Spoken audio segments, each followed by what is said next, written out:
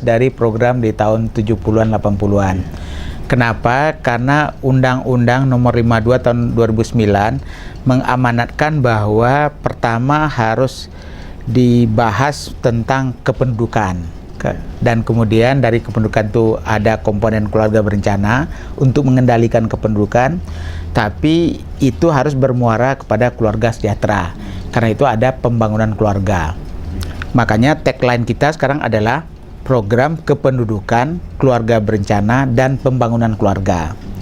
Nah, apa yang diurus dengan tagline baru ini, dan ini direfleksikan juga oleh perubahan nama BKKBN. Walaupun singkatannya sama, tapi bedanya sangat besar. Kalau dulu hanya Badan Koordinasi Keluarga Berencana Nasional, tapi sekarang adalah Badan Kependudukan dan Keluarga Berencana Nasional. Jadi faktor kependudukan itu sudah menjadi bagian.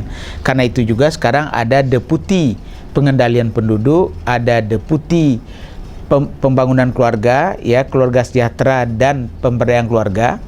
Dan ada juga deputi yang disebut dengan deputi untuk melakukan berbagai pembinaan terhadap apa yang dilakukan oleh 3 program ini. Ia kependudukan, ia keluarga berencana, dan ia pembangunan keluarga. Tiga-tiga itu ada deputinya masing-masing. Nah, jadi karena itu kalau dulu hanya KB saja, sekarang dari kependudukan itu kita membantu bagaimana menyiapkan proyeksi penduduk bersama BPS dan dikoordinasikan oleh Bappenas.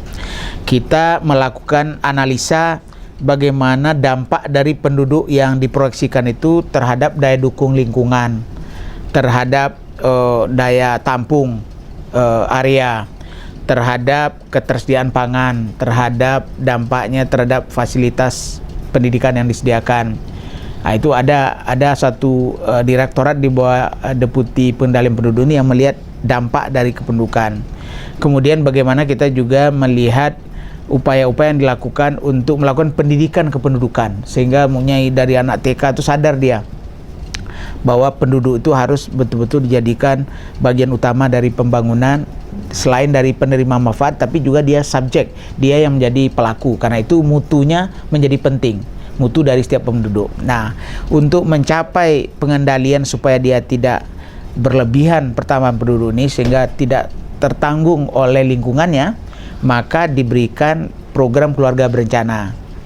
Nah, berbeda dengan masa lalu, program keluarga berencana sekarang itu kan merupakan hak azazi dari setiap keluarga untuk menentukan sendiri kapan dia punya anak, berapa dia punya anak, bagaimana jaraknya, jumlah akhir, ya kan? Itu hak azazi mereka menurut ICPD, International Conference on Population and Development, tahun 94 di Mesir dulu.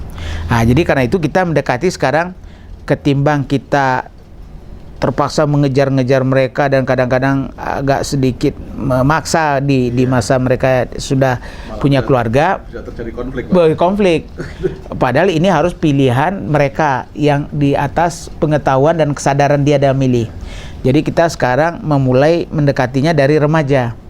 Jadi kita adakan sosialisasi kepada remaja, kita bentuk kelompok-kelompok yang menjadi pendidik sebaya.